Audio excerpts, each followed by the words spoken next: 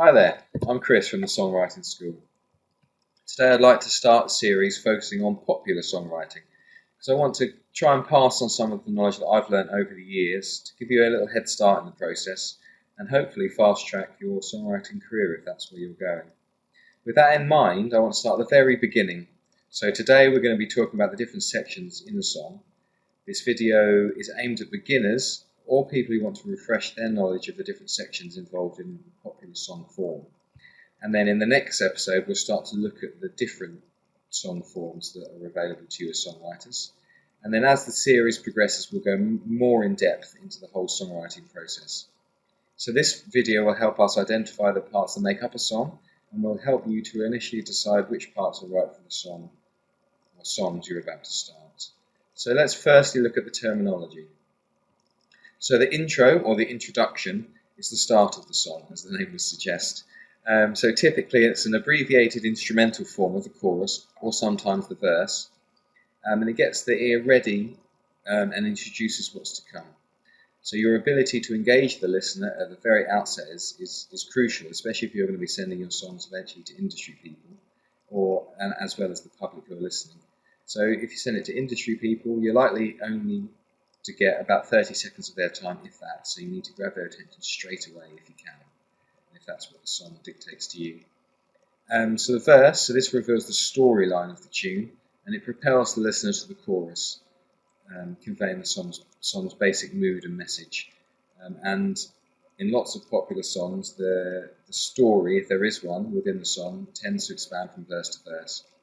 And there tends to be the same kind of melody chord pattern from verse to verse, with some minor alterations possibly to fit in lyrics as you go along. And the pre-chorus, which is also known as the B section, if it's present, this helps set up the chorus. So if you're having trouble with the transition from the verse to the chorus, you can put in a short pre-chorus, maybe only 8 bars long, so that the verse flows nicely into the chorus. This is on a need-to-use basis, so you don't have to have a pre-chorus just because it exists.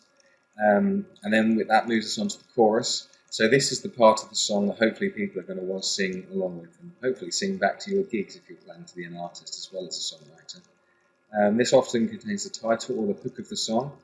So the hook of the song is essentially the signature phrase or musical figure that's repeated throughout the song. So it's what helps the listener to identify with the song and to remember the song once they've finished, and to want to make them listen to it again as well. So musically and lyrically, the choruses tend to be identical from start to the finish of the song, although there may be some slight variations in this, the second and third chorus as the song progresses. And we then come to a bridge, if you want to use one. Again, like the pre-chorus, it's optional. So it can also be called the release or the middle 8. And this tends to be about 8 bars long, hence the phrase middle 8. In popular songs, it often comes after the second chorus. And again, it's the same with the pre-chorus. Really, it's not a necessity. It's just to be used to add a little bit of colour if you feel you need to. So it can contain lyrics or it can be an instrumental, and it tends to use a different idea to the rest of the song to add a bit of colour. And then this brings us lastly to the coda, which is a special ending section and can be thought of as an outro, really.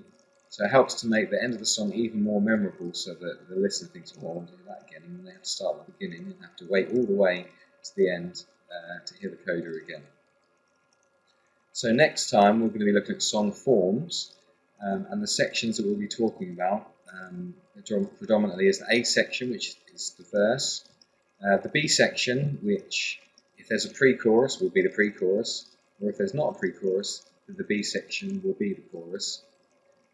The C section in a song with the pre-chorus will denote the chorus, and the bridge is often denoted as D, as the D section. So as this video blog progresses over the weeks, we're going to look at where and how to start writing a song from scratch. I'll be looking at some hit songs. I'll break these down into their particular sections and discuss why I think they're hit songs. We'll also look at useful and popular chord progressions that we can borrow from, in inverted commas. We'll also look at lyric writing and where to begin and how to end your songs.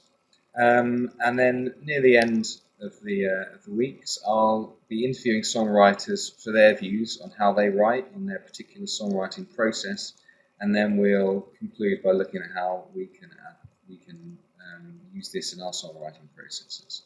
So next time I'll be looking at song forms, and hope to see you then. Thanks very much.